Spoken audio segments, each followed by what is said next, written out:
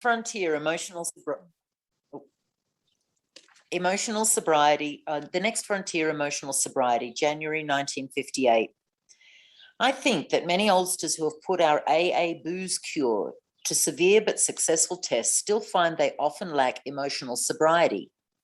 Perhaps they will be the spearhead for the next major development in AA, the development of much more real maturity and balance, which is to say, humility, in our relations with ourselves, with our fellows, and with God. Those adolescent urges that so many of us have for top approval, perfect security, and perfect romance, urges quite appropriate to age 17, prove to be an impossible way of life when we are at age 47 or 57.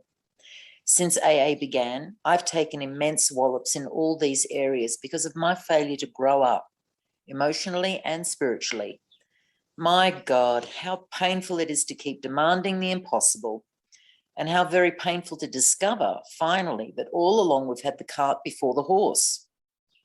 Then comes the final agony of seeing how awfully wrong we have been, but still finding ourselves unable to get off the emotional merry-go-round. How to translate a right mental conviction into a right emotional result, and so into easy, happy, and good living. Well, that's not only the neurotic's problem, it's the problem of life itself for all of us who have got to the point of real willingness to hew to right principles in all our affairs. Even then, as we hew away, peace and joy may still elude us. That's the place so many of us AA oldsters have come to, and it's a hell of a spot, literally. How shall our unconscious, from which so many of our fears, compulsions, and phony aspirations still stream, be brought into line with what we actually believe, know, and want? How to convince our dumb, raging, and hidden myths to hide becomes our main task. I've recently come to believe that this can be achieved.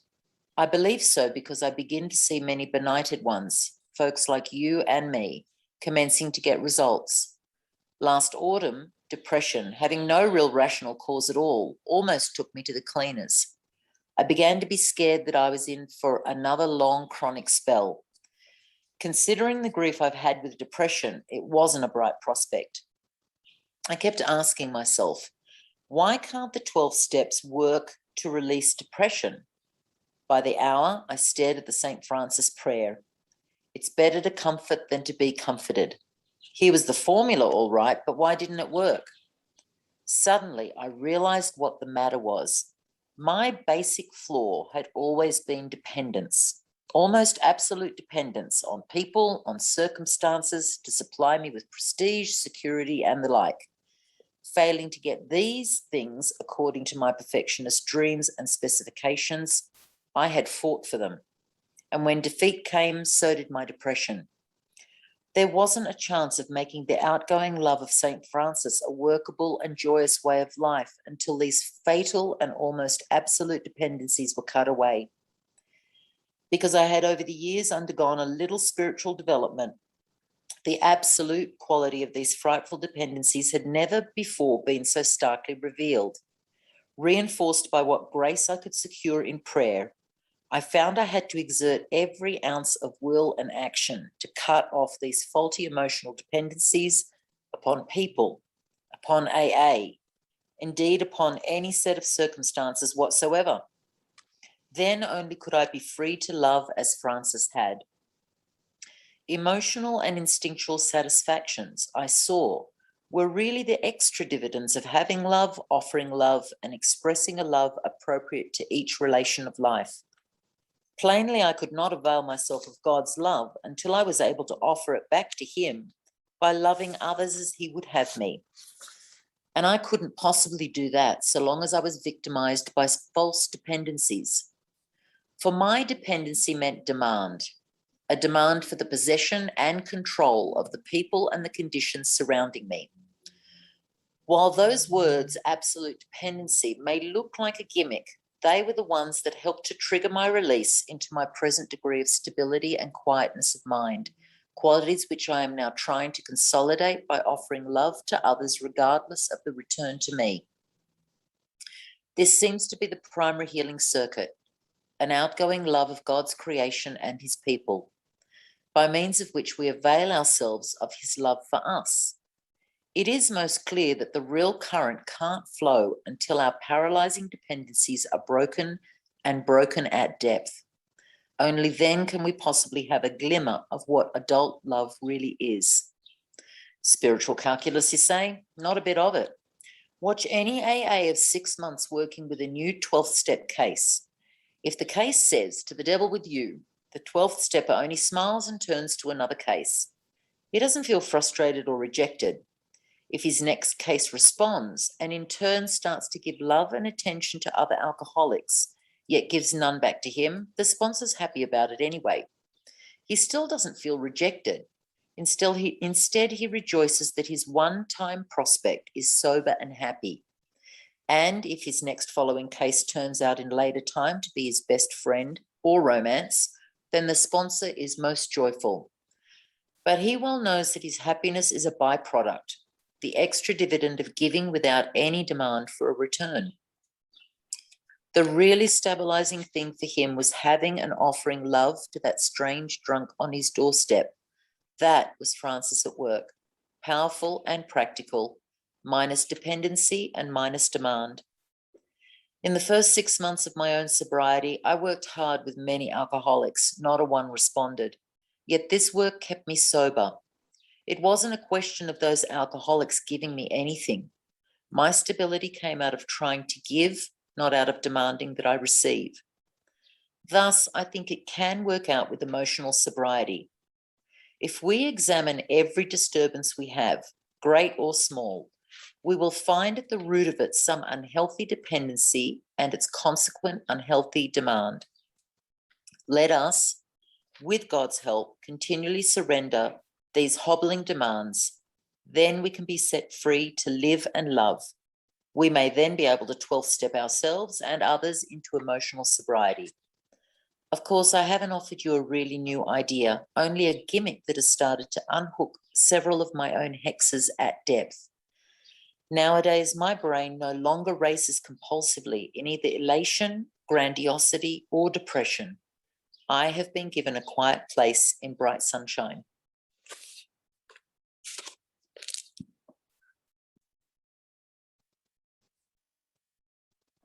So tonight, it is my distinct pleasure to introduce the wonderful Dawn L., who is, did I get the original place, Virginia, right? Richmond, sort of. And then kind of, but also, sort of. Yeah, but just a person all about the country, and it's an international and national explorer. So I don't want to take up any more of her time. She's got a beautiful heart, a wonderful story, and it's just a real privilege to have you share with us tonight. Thank you, Dawn. Thank you, Sam. I feel completely unqualified after that grand introduction. Can everybody hear me? Can I get a thumbs up? I see some head nodding. Thank you. I am actually traveling in a van. I'm a little warm, so you might see me fan myself a little bit. I'm in St. Louis and it's pretty warm in my van, but this is one of the things that first of all, I'm Dawn, I'm alcoholic, in case I forgot to say that. I'm definitely an alcoholic.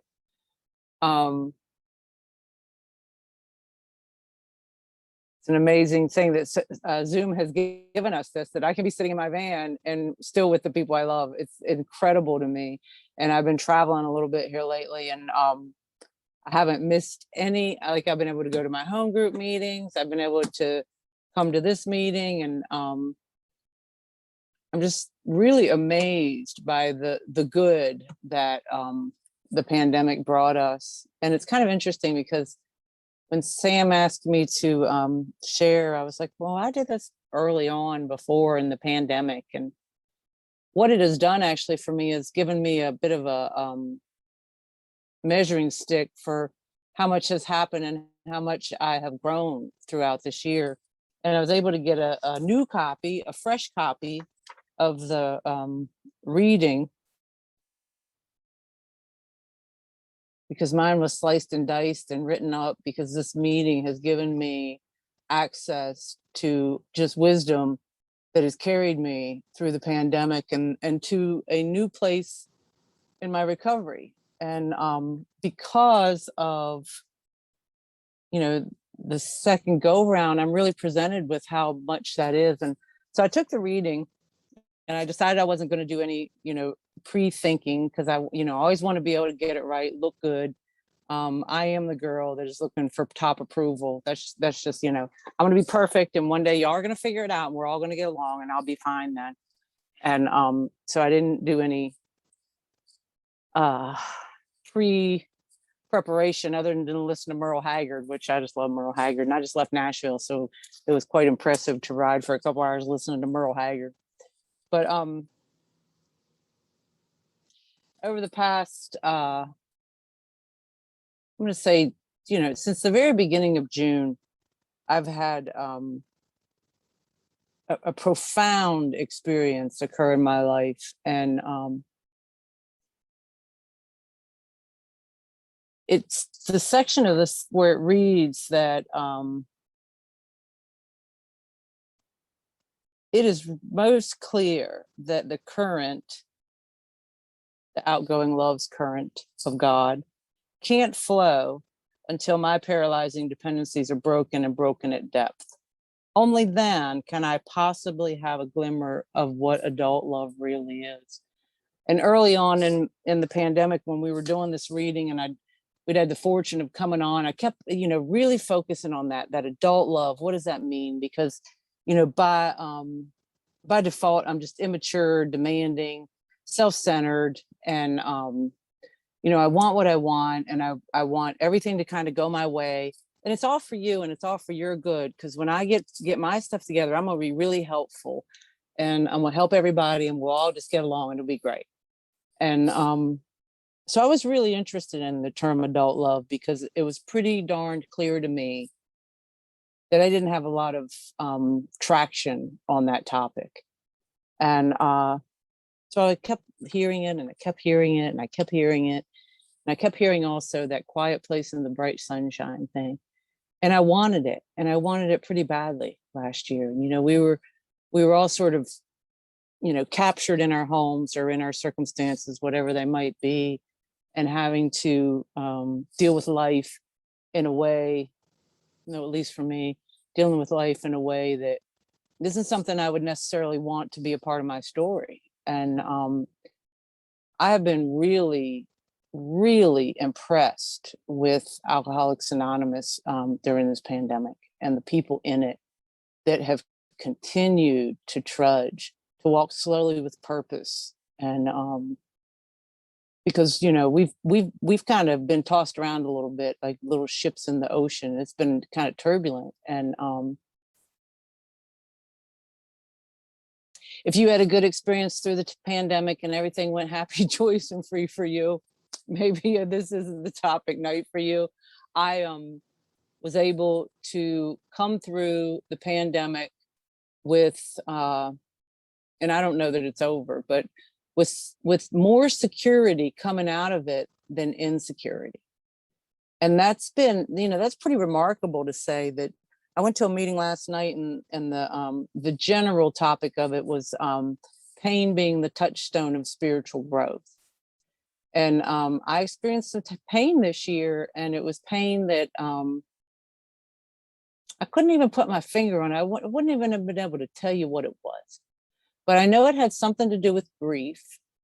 And I know it had something to do with the other line that it says here, my unconscious fears, compulsions, and phony aspirations that, that bubble to the surface when I, number one, have to sit still. Number two, nobody's showing up to entertain me. I'm kind of a social distractor. I like a lot of distractions around me, and people are wonderful to distract me, and that wasn't happening a lot. And so stuff bubbled to the surface, and I learned I'd been my sponsor had been trying to really impress upon me that sad isn't bad, that lonely isn't a reason to run out and go crazy doing something. I don't need to shop toward loneliness. I don't need to demand extra stuff to fill the hole in me, because I have a feeling that I have categorized as something that's unacceptable to me. And through this year, I have really been able to, with the support of Alcoholics Anonymous and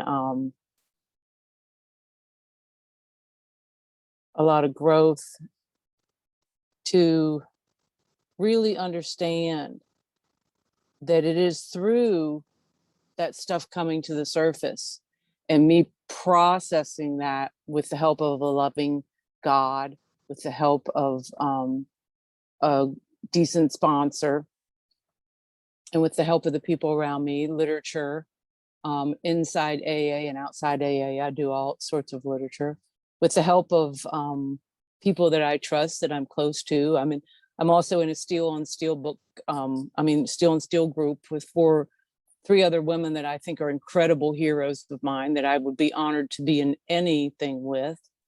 So that's been supportive. So I've had some stuff, surface up that I wouldn't have otherwise been able to slow down enough to get to. And so for that reason, it's that thing that I'm actually grateful for the pain that I've experienced this year, because it has brought me, and it's, it hadn't been, angst. It's just been regular stuff that may or may not have gotten processed because I was too busy doing life and, the great life that I've been given by Alcoholics Anonymous to get to any of it. And I think that is a testament to the power of this program. And I am not, I'm just not qualified for that. I'm the girl that runs away. I'm the girl that hides. I'm the girl that, gets really, really busy doing 100 other things so I don't have to really feel anything. And, I get projects. I always say there's a song from like in the 90s called A Project Chick. I'm a project chick. I just, get projects and get them finished. And yes, that's what'll make me okay. And that hadn't been really that hadn't been where the rubber hit the road this year. And I am so grateful for, it's like saying you're grateful that you're an alcoholic, but I'm grateful for the pandemic. I'm grateful for the time that I was able to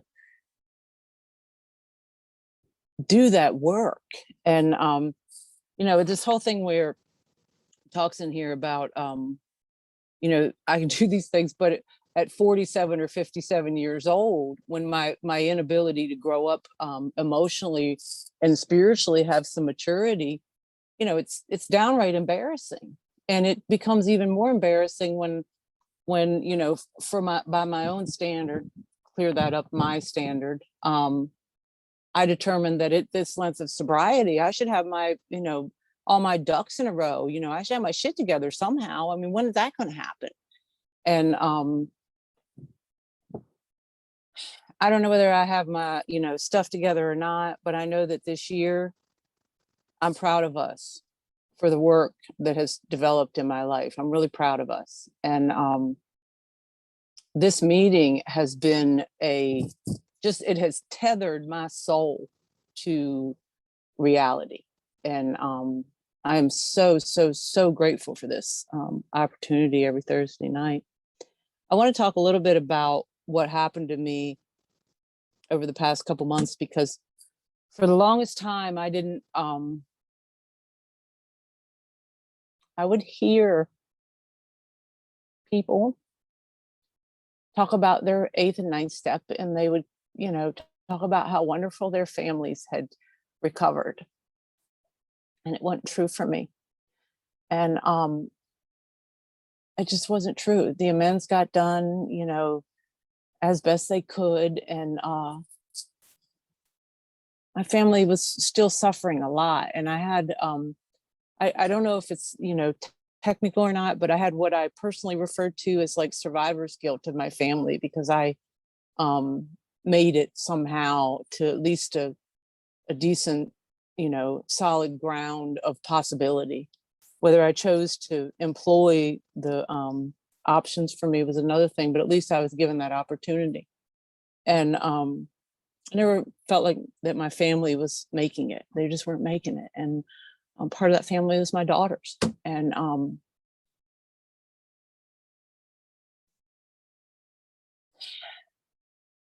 so anyway, through sponsorship, a lot of prayer, and I love what it says here.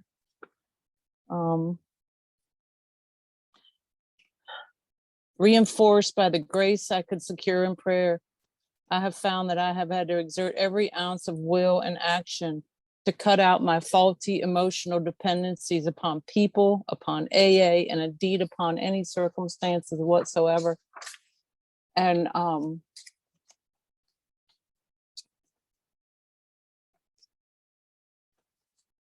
in January, what I would say is part of my emotional relationships with my daughters really went on rocky territory, and stayed that way for a huge amount of time.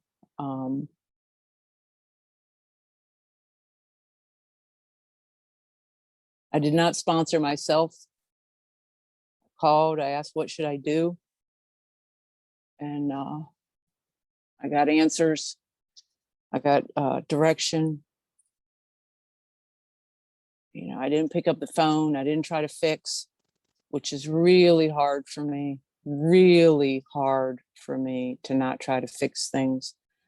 So I had to secure exactly what it says. Exert every ounce of will and action to cut off my faulty emotional dependencies upon my daughters. For some kind of security. And my mind would tell me a lot of negativity. The main one being, I mean, of course, you know, the loop starts. The main one being, well, I've lost everything else. Now it's going to be them. And you know, more will be revealed on how it actually turns out. But that was really becoming a large dose of self-pity. And you know, I had days, and I love what Bill talks about is my dependencies will, you know, put me into depression, and self-pity will throw me there for sure. You know, poor me. I don't have any reason to go on. And, you know, that's, you know, one Netflix episode at a time. I don't have any reason to go on, you know. Anyway, but there's a big difference between, you know, depression, self-pity, and the real ability to just sit still and grieve what's actually happening. And it takes a good deal of emotional maturity. And I always feel inadequate to just be still and know, be still and know, be still and know that I am, be still and know that I am God. And I just have to be still. Don't do anything. Don't take any actions to fix something that's not yours to fix. My sponsor says that one of the hardest things to do is mind your own business. It takes a tremendous amount of faith to mind your own business. I have to believe that something else is there for me and my children for me to be able to mind my own business. And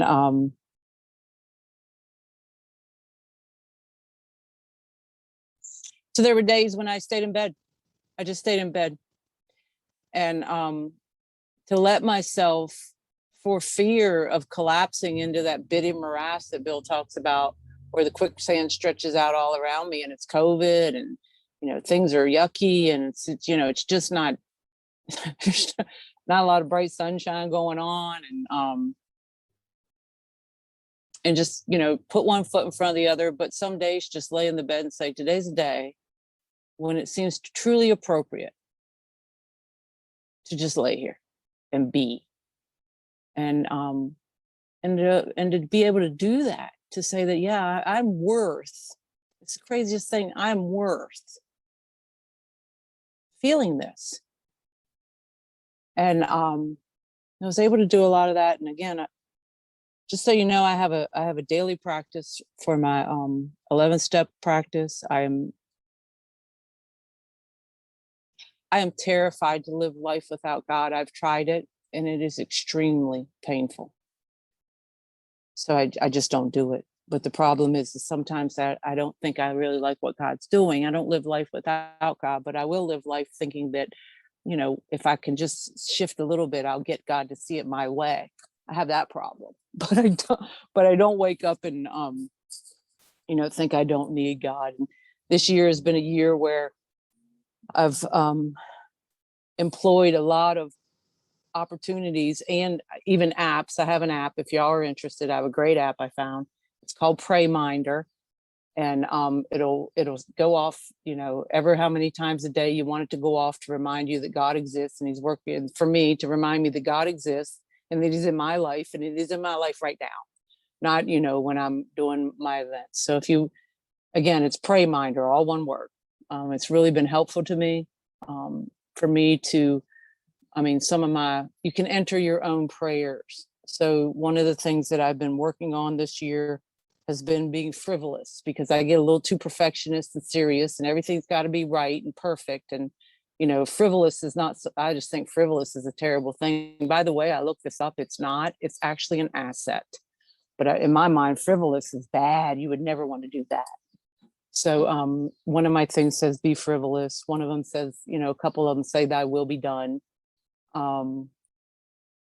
They say, be the blank that God would have me be. And that has very often been, be the daughter that God would have me be, not the daughter that I would have me be. I mean, the mother to my daughters, be the mother that God would have me be. And so I've had that opportunity, and I've really stayed close, exerting every ounce of will that I have to cut off these faulty emotional tendencies and reliance upon God versus people and the circumstances around me. So what ended up happening was, my daughter and I hadn't talked, I don't know, I'm going to say for 3 months. It's a wild guess. It'd gotten so dicey between us that I blocked her because she was becoming pretty, you know, she was saying things in text that I wasn't really interested in receiving. And at the beginning of, in May, I went to my farm in North Carolina, and I got into the mail. I was supposed to start traveling the beginning of July. And this is, you know, what God looks like in my life when I'm really trying to do, you know, do the drill, do the things that I know are the right, and ask for direction. And when I get it, take it. When I get it, take it. Do the direction that comes to me. And I get to my farm and I open the mail and I have jury duty. When I opened that mail and it said jury duty, I knew something's up. Because what it was doing was it is effectively delaying my start date for traveling until the end of June. I ended up starting much later. I just started like a couple days ago, but I knew that for some reason I'd been put on pause. And the next week, I got a text from a very good friend of my daughter's who lives outside of New York City. And she said that my daughter was in the hospital, and my daughter's not talking to me at this point, that my daughter was in the hospital. She'd had a very bad reaction to the shot, and that she thought someone in her family should know this. And I reached out to my sponsor because I'm not qualified to handle that well. And I said something to the effect of, thank you, I really appreciate you sharing this with me. And I called my sponsor and, you know, get direction. And through a series of communications, my daughter lives outside of DC. So I went up to DC and, you know, spent some time with my grandkids. I asked my daughter what she needed from me. And she told me, I need you to take care of the boys. My grandson was graduating that weekend, and someone had to show up to, be a parent for him through his graduation. And anyway, I'm not going to go into the full thrust of it, but through my daughter's health, through prayer, through having been put on pause and stopping when I got the direction, and knowing, I had that knowing that we seek. And I woke up in the morning in my van and do my meditation and set about the task of doing the day. I became, oddly, what it talks about there, giving love unconditionally, giving love without any indication that there was something coming in return. I was just doing what seemed like to be the right thing to do. And I honestly did not expect anything in return, because my daughter was just, I mean, she wasn't trying to be anywhere near me at the time. And I was able to actually go spend a day with her at the hospital. And my daughter was paralyzed, and her blood pressure had dropped on and off. And, I mean, it was dicey. And I did something for my daughter that was just a precious thing. I was able to sharpen her colored pencils, because half of her body was paralyzed and the other half wasn't. And she was coloring with the side that wasn't paralyzed. And it takes two hands to sharpen a pencil. That's kind of where it was. And that's a very demonstrative moment that I can relate to you. And I did the things, and I did everything that my daughter kind of asked me. She was at that point asking and communicating a little bit. I would like this, I would like that. And I cleared it with her, if it's okay for me to leave. And she said yes. And, and everything seems to be fine. And a couple of days after I got back to Richmond, Virginia, she called me and she said, I just want to thank you. I was like, okay. And she said, I just want to tell you that the reason I was so angry is because you never show up. And I said, yeah. And she was listening. And what I knew when she was talking to me was that she was having the same thing that it talks about in here that I shared, that her fears, compulsions, phony aspirations of the unconscious were coming up, and that it was indeed my fault. I have a lot of guilt around my daughters, and I'm guilty. I feel guilty because I am guilty. I was not a good mother. I was an abusive mother, and I was the mother that never showed up. That has not been the case through my sobriety, but I wasn't talking to an adult daughter. I was talking to a 10-year-old daughter who had finally gotten to the point where she was dealing with the fact that her mother didn't show up. And, we've had some communications on and off, and very, very, I still say sponsored, directed around that, because I know that even though we had a good, moment there, that it doesn't mean we're going to live happily ever after. But it felt good, and I felt good. And I started to see a little bit of Alcoholics Anonymous at work with my daughters. And fast forward a couple weeks, and my other daughter was moving to my farm in North Carolina. And I took one of my granddaughters down with me and kind of waited. My daughter showed up, and I, was able to help her do some things. And my grandkids have a stable home that they don't have to worry about the landlord changing the locks on them, or something like that. Finally, so then, unless I, get drunk, I hope that doesn't happen, and I don't think it will. But they have a pretty stable landlord, thanks to Alcoholics Anonymous. And when I got ready to leave the other day, my daughter came over, and she's crying in my kitchen, because there's two separate places, my house and her house on the property. And she was crying. She said, I don't want you to leave. And it felt so good to have my daughter hold her in my arms, the mom that doesn't show up, and say, I know you don't want me to leave. And it feels so good to know that you don't want me to leave. I love you so much. And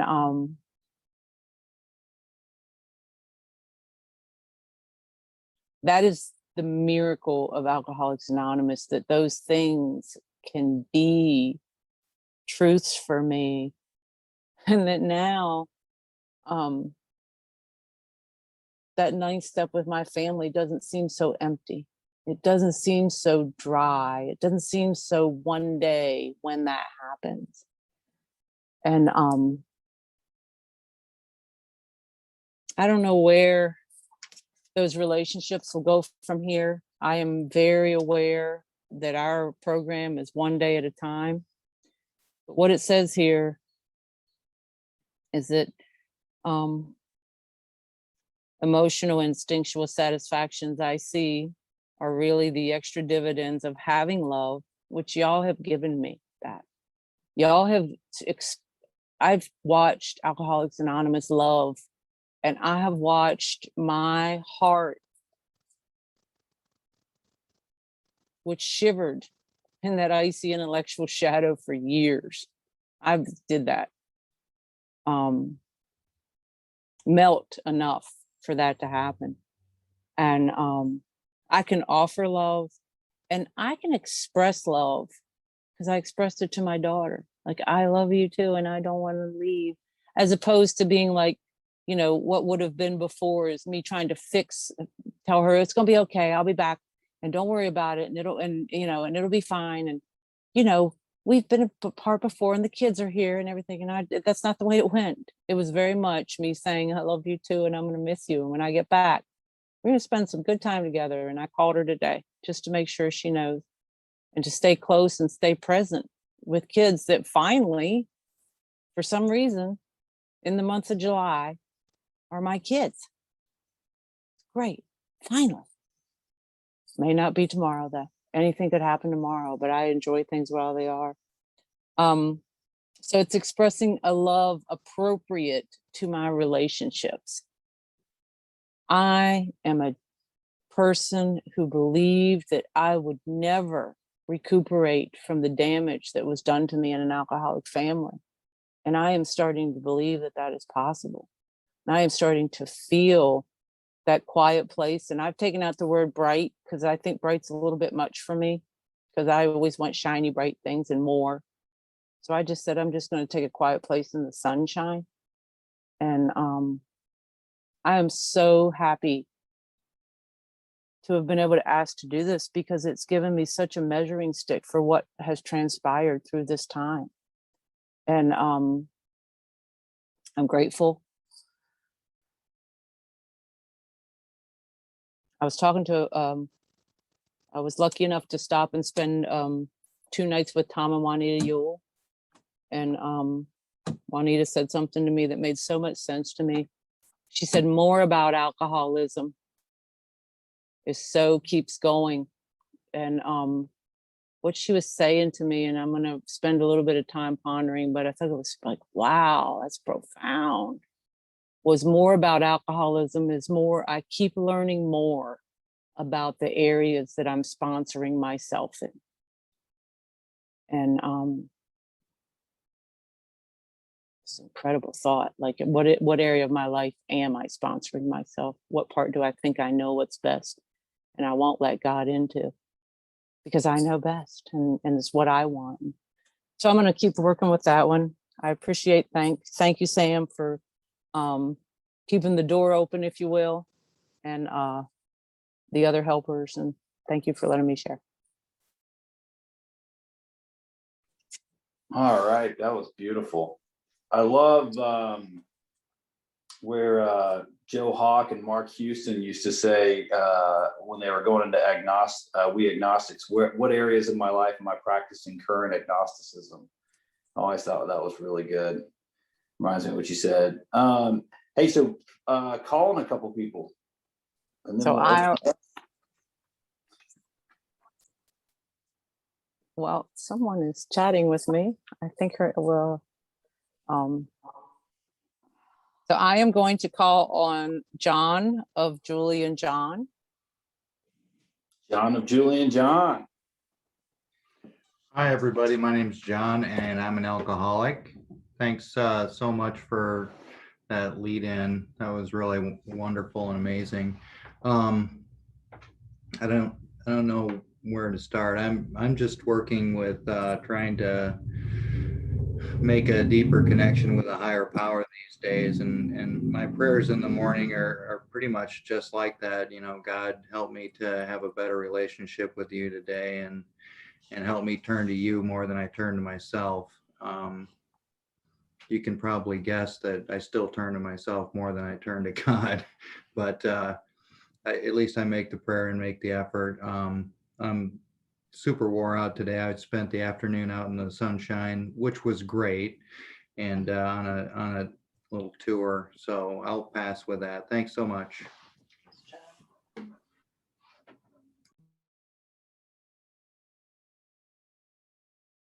I'm gonna call on Sarah Board. Hey, I'm Sarah. I'm an alcoholic.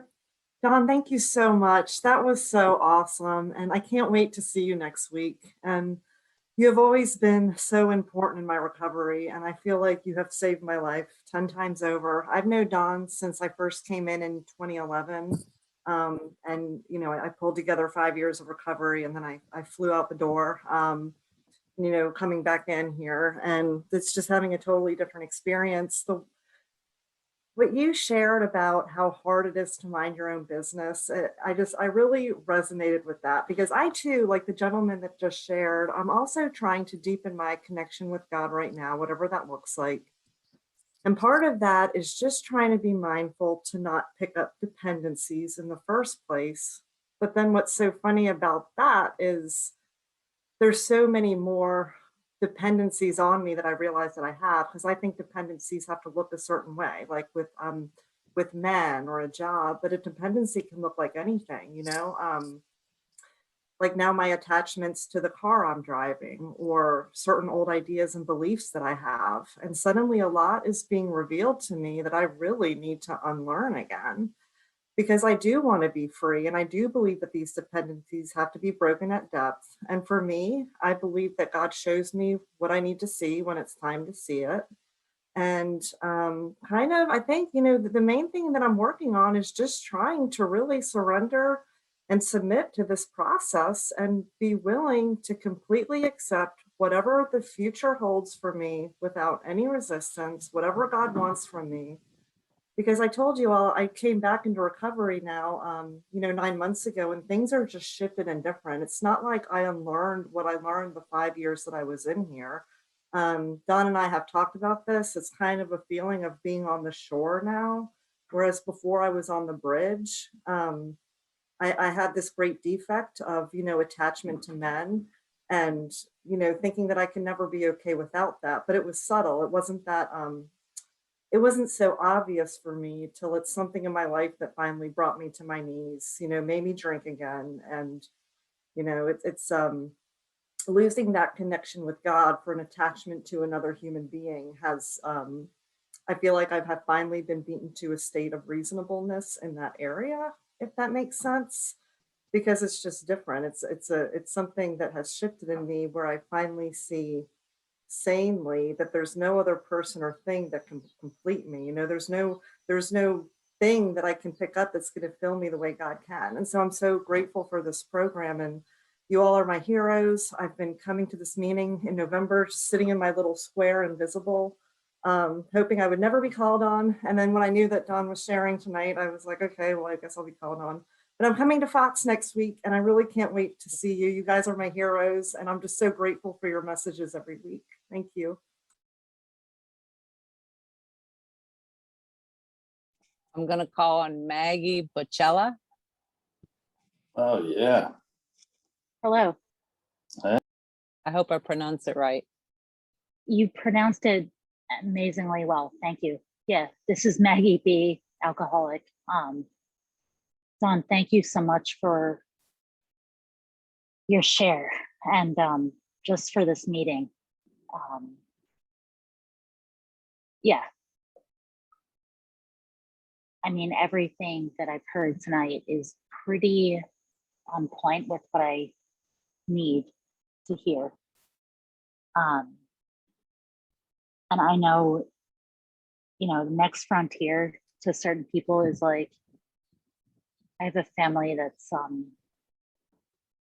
we're pretty like enmeshed in some grief. My mother just died like May 6th of this year. And it's just been a journey that's been difficult. And I relapsed during that journey. So I don't know. I hear people talk about how they got through deaths and grieving like without drinking. And so at the moment, I'm feeling a bit like troubled about that I picked up. But then I also had a relationship that ended or is in like a very difficult place. I guess my point is that I'm so glad to hear that there is a real way to navigate through this. But it does take work and connection. And I just really appreciate the reminder, to be perfectly honest. I honestly want to escape like all the time. I have a great sponsor. We on a daily basis, but I don't know. It's just good to hear other people's experience about this. And I've had good lengths of sobriety, but I'm concerned about my future sobriety. So anyways, I do appreciate this meeting and this message tonight. So thank you. I'd like to call on Susan Ann Mitchell, and then I'll turn it over to Sam for the call. Okay, thanks. I'm Susan. I'm an alcoholic. And Dawn, what a beautiful, hot, sweaty mess you are. Honestly, it's so beautiful for me to hear and for me to feel you, you know, like not just to listen to words, but hear, you know, really feel your message. And I've been working really hard on getting out of that intellectual mindset and into the, you know, and really into the heart and what's really true. And just listening to you be so vulnerable and so true about what's really going on, and, you know, not letting, you know, your ego or what you think you have to show, or, you know, that particular side of you it's really profound. And I really thank you for that, because it gives me the courage to be more vulnerable and to be more, you know, open and real with other people too, and with the God of my understanding, which has been, you know, also in, you know, in this COVID, this last few months, a lot of awakenings around how I act and how I'm pretty, as my sponsor, who's also your sponsor, would say, mean-spirited, and how I can be very mean-spirited, and you know, why I get that way, and what happens to me right before I get that way. And there's this place that's kind of right between the instance that happens that I get that way, and getting that way, where I've now been sort of saying, God, please help me. Please help me not to do this, you know, as opposed to, I'm going to force myself not to act this way anymore, because I can, you know, I can control it. You know, I can intellectually stop myself from doing that. And I think that's the real subtlety that I missed for a really long time in this program. The 6th and 7th step is, you know, becoming entirely ready, and then asking God to do it, but just making sure that I've got that part of it, just in case God doesn't do it, you know. And now I am in this place where I am completely, you know, I'm completely okay with what happens, and it hasn't let me down once. It just hasn't let me down once. Then, you know, each time I go there, and I think the consistent prayer. I can't wait to download that app, but you know, the consistent prayer and the meditation has given me the space in my, you know, in my soul to pause, you know, and to pause and to not respond. And, you know, people are saying to me, you know, that speak to me and that are around me, you know, you're different, you're changing. And it's not me that's changing. It's, you know, God working through me to change what isn't, you know, what's no longer really, you know, needed, those defects of character, that piece of me that, you know, I've needed to protect myself for so long, you know. And that came out in relationship with my children, and came out, you know, with the same thing you're talking about, you know, not being there, and you know, other things having to be more, you know, more important. And now I'm just, you know, I'm just present, and I'm present with my children, and I'm present with my husband, and I'm present with, you know, my meetings in AA. And as a result of doing that, I like myself more, and I'm more compassionate when I'm not, you know, when I'm not acting the way, you know, I would have, you know, as God would have me be, or as I would want to be. I'm more compassionate myself, and I don't beat myself up as much. And that's what I hear in you also. And so can't wait to see you next week, and can't wait to see a bunch of people here that I've seen on the screen that I have never met, and looking forward to doing that. And I guess my husband is going to speak. Okay. Good evening, everybody. I'm a recovering alcoholic. My name is Mitchell. Nice to be here today. Dawn, I was very moved by the way you embodied the healing that's been going through your spirit, you know, and that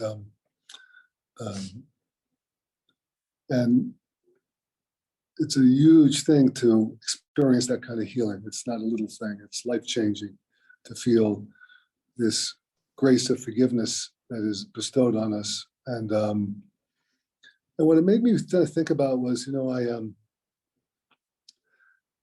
one of the things I learned from a lot of the wonderful people who infused me with wisdom in AA was at a certain point, the sense of sincerity and real awareness of the effect that I had on other people became clear to me in some ways. And, you know, as an alcoholic, it's always, you know, oh, what other people are doing to me. I want what I need from them. And, you know, in between the 4th through the 8th step, I started to really, as I inventoried, and then as I really got deep into the 8th step, I started to really kind of be awakened to the effect I had on other people's lives, unintended, right? And, you know, one of the most powerful lines to me in all of the AA literature is in the 12 and 12, in the 8th step, where it talks about the reason why we do a deep level of self-examination into the level of harms that we've done to others is that it sometimes reveals the whole pattern of our lives, how we've been behaving. And so, you know, and the wounds that never got healed get projected onto other people. So when I started to listen to you, I was really kind of having kind of a flashback into those moments where the rage I had towards my father and my mother as the disease ravaged my family, where all of a sudden, you know, I'm sitting there in front of my father. I'm tucking him into his bed in the assisted living facility. And he says to me, "Daddy, can I have a cookie, please?" And I'm putting his pajamas on. And this is a man I wanted to punch his face in. You know what I mean? I mean, punch his face in. And when I was a kid, I really didn't dig him. And that's the gift of God, and the gift of this sincerity, and to me, this aspiration that really gets identified in the 6th and 7th step is that it's not just perfection, but it's that I do want to be a force for good in this world. I do want to bring love to people in this life. AA has done that to me. If you let yourself be loved in AA, you can never be the same. And I got more unconditional love in AA than I ever got anywhere else in my life. And so my heart got changed and got changed and got changed. And to be sitting with my father, who I really, really did not have a good relationship with, and to tuck him in, put his pajamas on, and yes, here's a cookie pop, and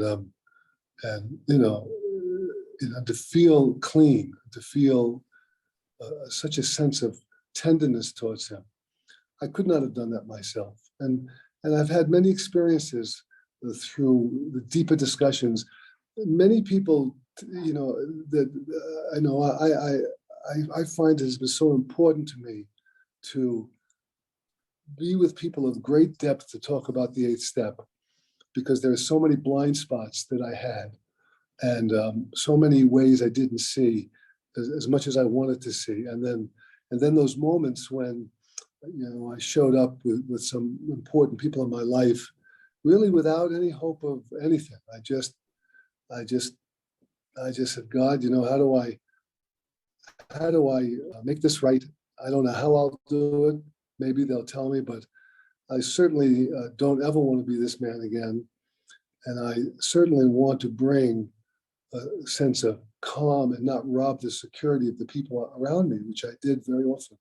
And so that's where this kind of sincerity comes in, this deep sincerity to really be a channel of peace. And so when I listen to you talk about the moment of you looking your daughter in the eye and her saying to you, I miss you, please don't leave, the way the heart changes, and is just very deep and inspiring. And it deepens my gratitude. That's really what happens. And that's kind of what I heard underneath everything that you said, Dawn, was this kind of sense of gratitude. And I'm very grateful to be at peace with the people in my life. And I'm no easy guy to get along with sometimes. And so I don't no longer think so much about what they're doing to me. Is, it's me. And so I'm very, very grateful. I've been feeling a little bit lost lately with some of this cancer recovery shit that's been going on, the physical symptoms I've been going through, and just kind of opening my spirit to let myself be in the moment and know that all is well. It's not like I'm afraid, but I'm not. Just I got beat up, and I'm a little beat up. I'm feeling a little bit lost. Thank God for music. I play a lot of music, and thank God for God and my friends in AA, because I have a tendency to kind of want to turtle. I could be like that turtle, pulling my head slowly into the shell. But my one of my sponsors called me, who I ended up sponsoring, and he told me today, out of the blue, he's celebrating 34 years of sobriety tomorrow, and it just lit me up because we've been great friends for many years, and the love we share is so sweet. It's a sweet thing to have clean love between each other. So listen, thank you for letting me share. Great pick on that one. Good stuff. With that, we're going to open it up. So please raise your hand if you'd like to share. And I'll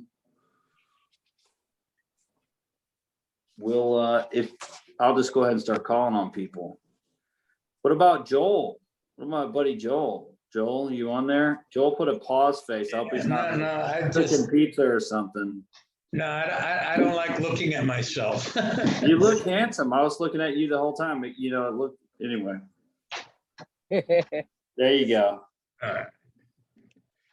Dawn, you knocked me out. I mean, I just can't believe the level of honesty, the way people in Fox just become naked and just expose themselves. It knocks me out. I kind of wonder why I can't do that. I mean, there's a part of me that screams, that says, you'll sound like a wiener or a weenie or a whiner, as my sponsor would say. I think a lot of that has to do, and I hate to get going analytical, but as a child, I tried so hard to have my mother, who was an alcoholic, love me, and I was trying to be a good little boy. And she was just so abusive and beat me and say really ugly things to me. And I think about the age of 10 or 11, I just built up this wall, and I'm going to show her that she's not getting to me. it's not going to affect me. So I think that I still carry that shell, that defensiveness, that it's very hard for me to open up. But people like you, Dawn, give me courage to be more real, be more broken. I mean, that's what really attracted me. I joined Fellowship of the Spirit. Sam mentioned Mark Houston and Joe Hawk. It was the first time my exposure to Fellowship of the Spirit was in 1999. And I just got floored. And prior to that, I guess you'd say I was in the Clancy School. My sponsor was sponsored by Clancy. It was the Pacific Group on the West Coast, and I belonged to the Atlantic Group on the East Coast. And there was a kind of, at least from my sponsor, a veneer. You just didn't expose your vulnerability. You toughed it up. And when I got exposed to Fellowship of the Spirit, I said, nah, I really want what these people have. I want their honesty. I want their vulnerability. I identify so much with their insides. Their insides matched my insides, even though I couldn't bring it to the surface. I love you, Dawn. I love Fellowship of the Spirit. I am so looking forward to meeting the gathering of the tribes up in Colorado next week. Thank you. Thank you so much, Joel. You hit on that one part that I think is so important, and it's that rigorous honesty, that one part of honesty where there's so many people who get this big, thick shell of ego. And I think it's well-intended, because people aren't trying to dump problems on AA meetings.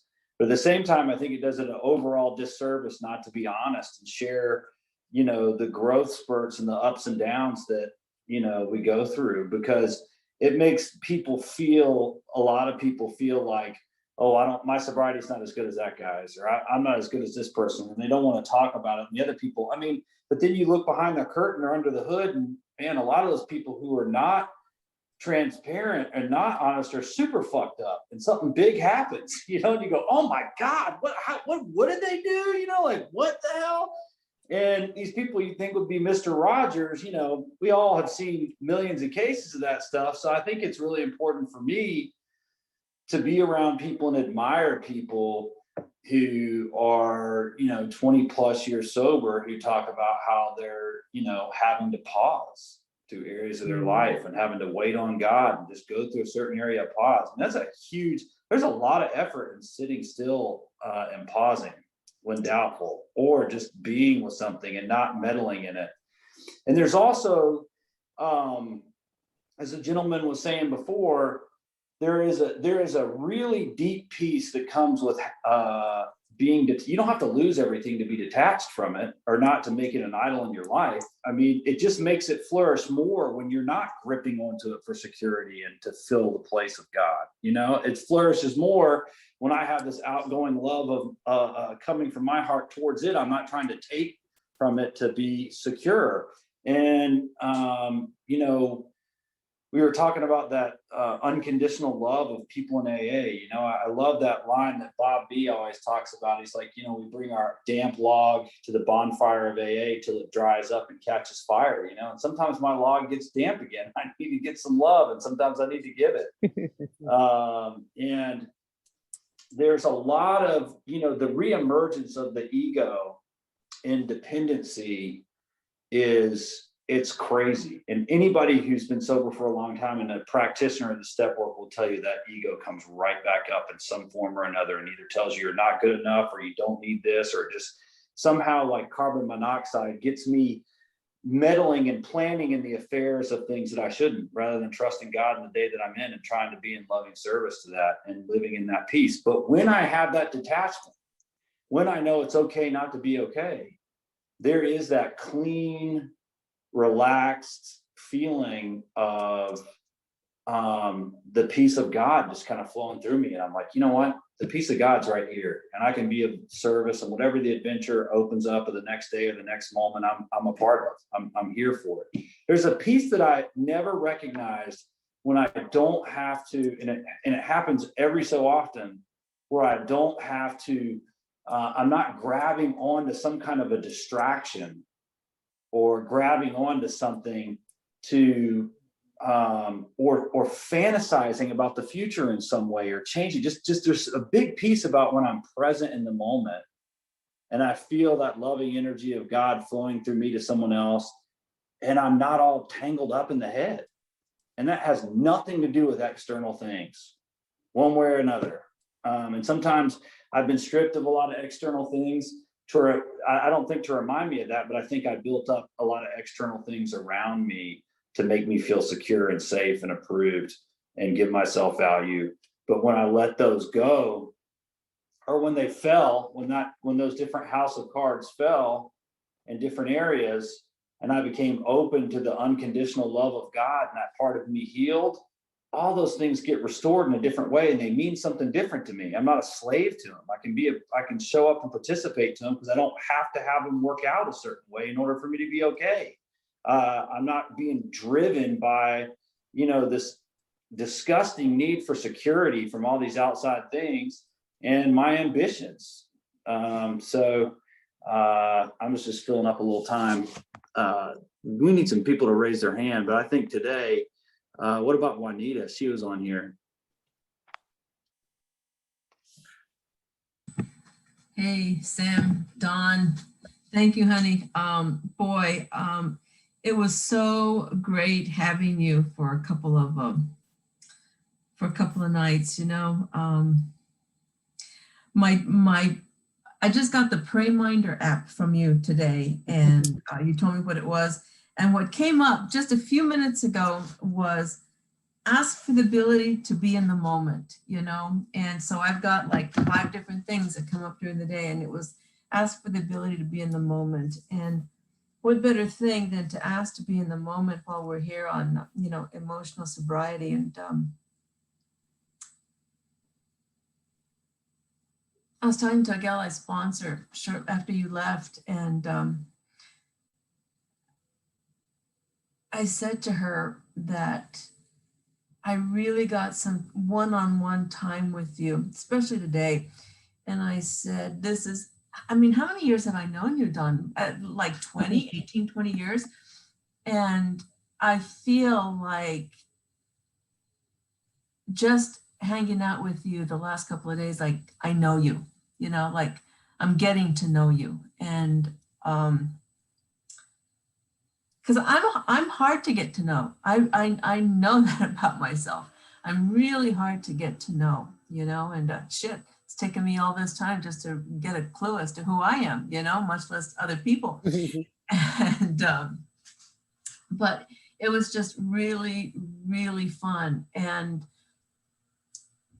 I think that's emotional sobriety, the fact that you and I could stop for a few minutes, stop for a few hours, and just have some time together and visit and talk about the stuff that's really important, the stuff that's really important about who we are, and share from a deep place. And God, I just want to cry for the gift of getting time with you. I really deeply touched. And I can honestly say I love you. I mean, I said that before and I meant it, but now after really getting some time with you, it's like, I love you, I love you, man. You're like pretty damn cool. So anyway, I think the world is travel safe. I'll You see have you a stalker. I know. Video ball. I love you, lady. Be careful. Thanks. Good share. What about my buddy Chris H? Chris, you there? Are you ironing your clothes? No, I'm here. Yeah, thanks, Don. Thank you so much for your share. Just your openness and your honesty really struck me, and particularly this idea of not trying. I was really moved by your interaction with your daughter and your relationship with your daughter, and then you started talking about how everyone talks about how miraculous the step 8 and 9 are, and you said, but not for you. And the honesty in that, and also how I relate to that in a lot of ways, was very powerful. And you were giving that over and letting go and watching that come back, both in healing ways, but also your own realistic understanding that it's not just resolved forever and happily ever after. It just really struck a chord with me, and I'm very blessed by your sharing. And this group has really saved my life in so many ways in the last 6 months or so. So I just wanted a chance to say thanks to Sam and everyone for holding court every Thursday. Thanks. Hey man, thank you, buddy. What about my friend Amanda from Nashville? She might be ironing some clothes right now. Or Amanda, you around? Hello? All right, we'll come back to Amanda. What about Charles? I see Charles. There he is. Hey, man. Okay. Charlie alcoholic. I put my hand back down because I seen some other people have it up, but I just wanted to tell Don, I felt everything, and it was for a person like me, I've been praying for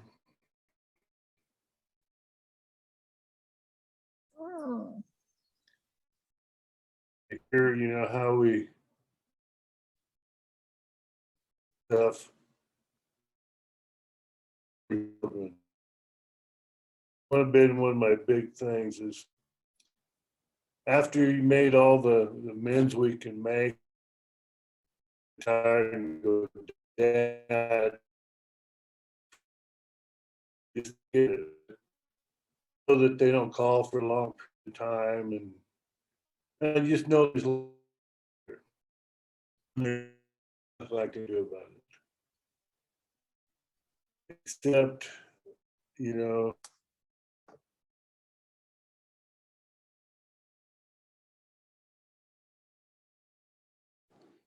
Look, Charles, I think your internet connection is going away on accident. So I'm sorry, buddy.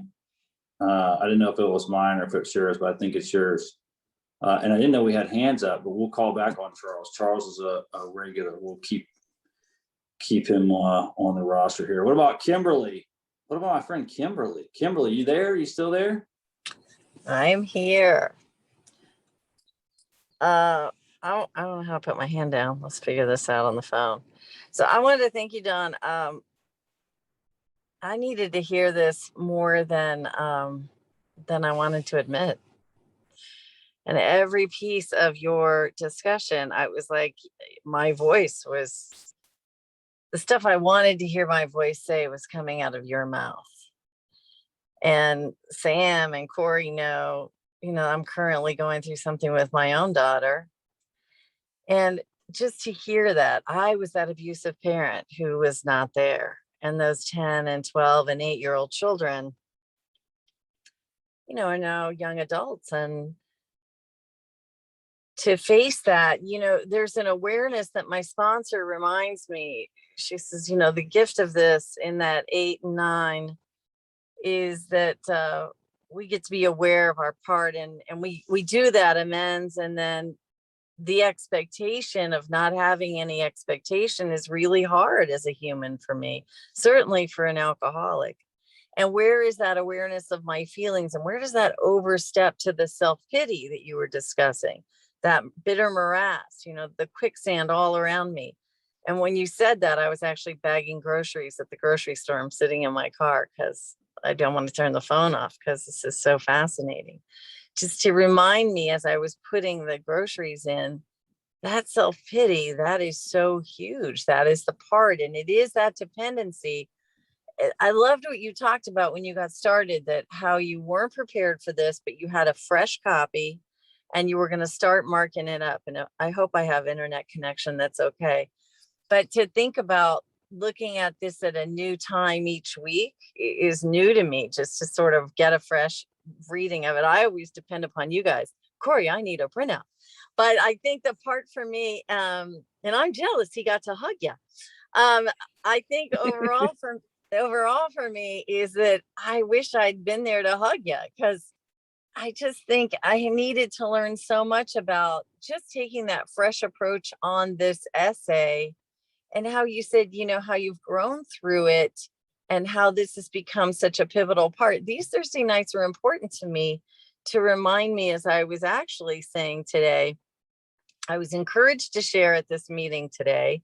And I told Sam, I'm not going to share at this meeting because these people have it all together. I'm like nobody. And I only put my hand up because I wanted to thank you for being my voice. And I don't have the exact same situation. And thank God I don't have jury duty.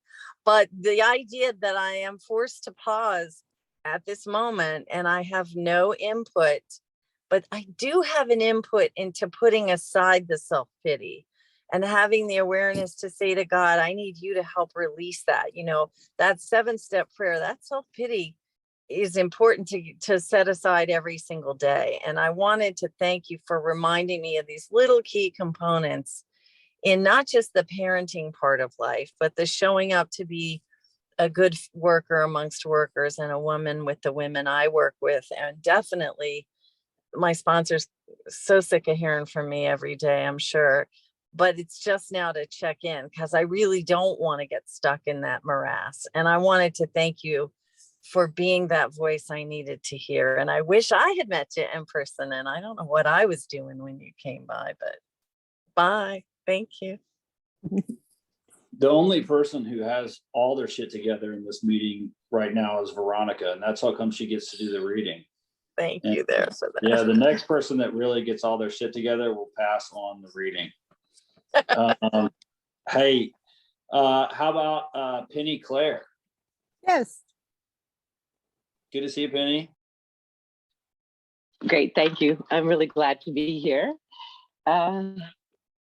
So I met Dawn, I think I'll just guess about 10 months ago. And she just shared after a reading, and I asked her to be my sponsor. And I'm 21 years sober, and I've never taken direction from anybody. It's been freaking really hard. And I have intense, everything's intense and dramatic with me. Okay, I have dependencies. I've been with my husband for like 42 years, and one of the things that Dawn told me to do, I golf, and before every golf shot, ask God for forgiveness for making my husband my higher power. I have 3 children, and one lives in Bangkok, and he's not coming home. No, he's in Chiang Mai now. He's not coming home. He's married and happy, and I have a daughter that just had my first grandson. She's moving to England. And I have a son, Spencer, who's in heaven. And things didn't turn out the way I planned. And my husband retired, but he's happily gone back to work. So I called Dawn because I'm lost. I'm lost. And this meeting is just, people are so freaking honest here. And I really, really want to change. And where I am right now is, I'm just a really, no, I'm not. I'm not learning as fast as I'd like to learn. I'm in 6 and 7, and I get so scared to call Dawn. I get scared to call you, and it's my lifeline because I really, really want to change, and I'm so used to fixing myself rather than going to God. And I just really wanted to acknowledge your beautiful share. I know a little bit, like you share a little bit about yourself with me, but I heard more tonight, and I feel inspired when you say you've been where I've been. And I'm so close I can taste, but freak, I got such a strong mind that's just stuck on figuring it out. And but I got a little taste of, if you can lay in bed all day and watch Netflix, maybe, man, I can do that. So, thank you, Dawn. I really love you and grateful that you're willing to sponsor me, and I'm learning. And thank you, Sam. Thanks for this meeting. It's a great meeting. I really love it. Thank you. So what about Dave from New York? Where's Dave? Dave, you better not have left us. There you go. I see something happening. There it is. Hey, Sam, I'm Dave. What's up, Dave? In the dark and a real weak thing. Yeah. But am I the right one? Don, fabulous share. And I liked what you said in the beginning about, it's sad about COVID and many, many people who suffered through it. But it's been a blessing for a lot of us who've been able to meet on Zoom and add to our life and so on in such a meaningful way. And again, looking forward to FOTS next week, and it's going to be like an explosion of people. So, have a good night. All right. Thanks, Dave. Call on Deanna. Why don't we let Debbie G? I haven't seen Debbie G from Newport here before. Debbie, would you like to share? Debbie, alcoholic. Hey, Debbie. Hi. Yeah, this is my second time to this meeting. And I came last week because Roy Hauser had spoken at one of my home group meetings. Then I talked to him because I wanted what he had, and he gave me a little instruction of a little nightly inventory thing that he sends out to people. I started doing that. Then he said to go to this meeting. So I started going to this meeting, and sorry I'm late, but I was moderating another meeting right before this. So I had to come a half hour late today. So I only caught the tail end of your story, Dawn, when you were talking about your daughter. So that's sort of when I came in. But I did hear you share last week, and I really automatically liked you. I was already like what I was hearing. So I kind of was hearing a little bit there with your daughter, and it sounded like an amends, and I don't know, I kind of missed out. Maybe it didn't go well, but later it went well or something like that. And I have 3 daughters. I have triplets, and they're 16 right now. And what blessings, and I was they don't really remember me drinking because they were like 5, but still in sobriety. And then I did have a slip then, with the other substance, but I've been 7 years sober now. And I really had been working that program when I was new, and I was like grabbing on a hold of everything. And, but then along the way, I got lackadaisical, resting on my laurels. And then recently, I started really doing what I was doing when I was new. And I've been busy sponsoring girls, on the phone with girls, doing whatever I can to get out of myself. And I'm different now, just like someone else shared, I think a little bit ago. I'm in the medical field, and I was talking to a friend of mine, a colleague, and this person was like, is this you? Is this you? Asking me if it was really me. And anyways, I know that I've changed, and I can just see a difference even in my girls, just how they're changing. And because I know in the past, my husband said they were afraid of me, and that was in sobriety, and that I was always yelling or something. And I'm like, what do you mean I was yelling? That's just my tone.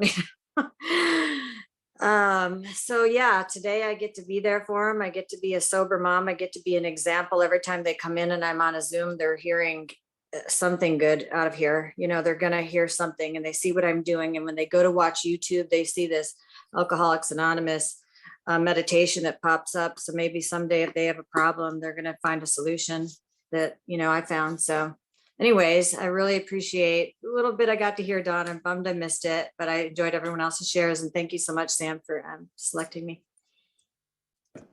Thank you, everybody. Don, do you have anything else you'd like to add, or anything you thought about that might have come to you while we were chatting?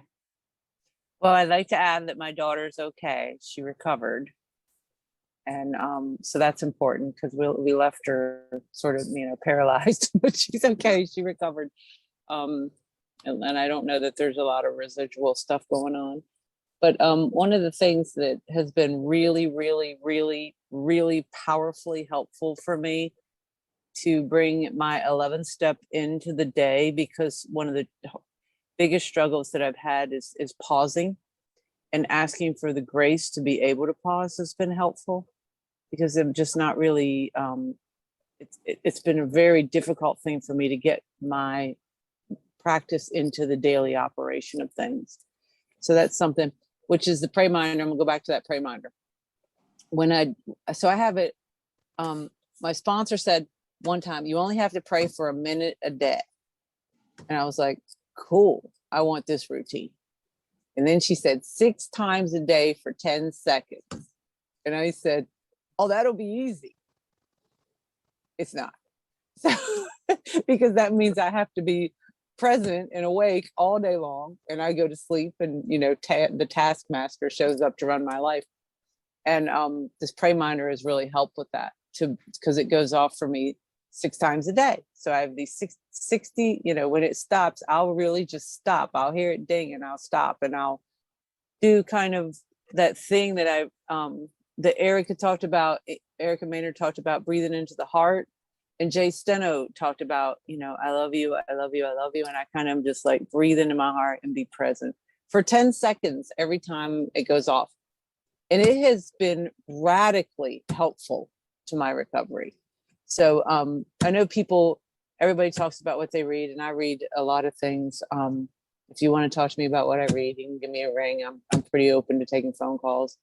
But that's been the thing that's been probably the most profoundly helpful thing, is 60 seconds of prayer a day. Easy, right? It is. Now we have an app. I went to Egypt, and I would hear the prayer call go off, the call to prayer. That's how I found the app, because I was trying to find a call to prayer, because I was like, that's what I need, someone to tell me to pray all the time. Anyway, it's been really helpful. Thank you, Sam. And thank you, Corey, and Chris as well. Was that part in the 11th step where it says we're in a lot less danger of fear, excitement, worry, and foolish decisions? Well, I have that feeling sometimes. I can sense myself. I have the awareness that goes, oh, I'm real excited or worried, or I'm about to do a preemptive strike on something, one way or another, or just do something. And I go, I know I should pause. And there's a part of me that goes, yeah, you should pause. The other part of me goes, no, fuck it, I'm doing it. And then I always regret that. You know what I mean? Whether it be out of anger, excitement, fear, or worry. No, we got to take care of this right now. I got to take care. Don't call that person and try and fix anything or settle that or manipulate the situation. Just let it unfold. No, I got to take care of this. Do it. And so I love that when I pause, because I am in danger of fear, excitement, all that stuff, worry. And it's exhausting. You can tell when you've been playing a lot with your self-will. It doesn't matter what you've been doing. You just, at the end of the day, you just feel like you're going to pass out. Anyway, okay, why don't we close this meeting with a thank you, Dawn. Love you. Beautiful, wonderful person. And we're excited to see you if I get to come to FOSS next week. All right, we'll go to our inner room, say the Lord's Prayer to ourselves.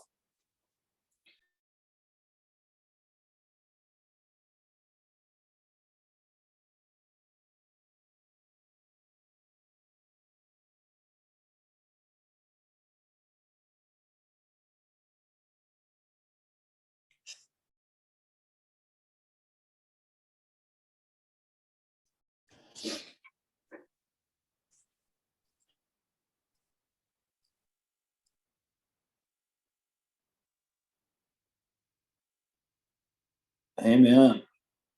No meeting next week.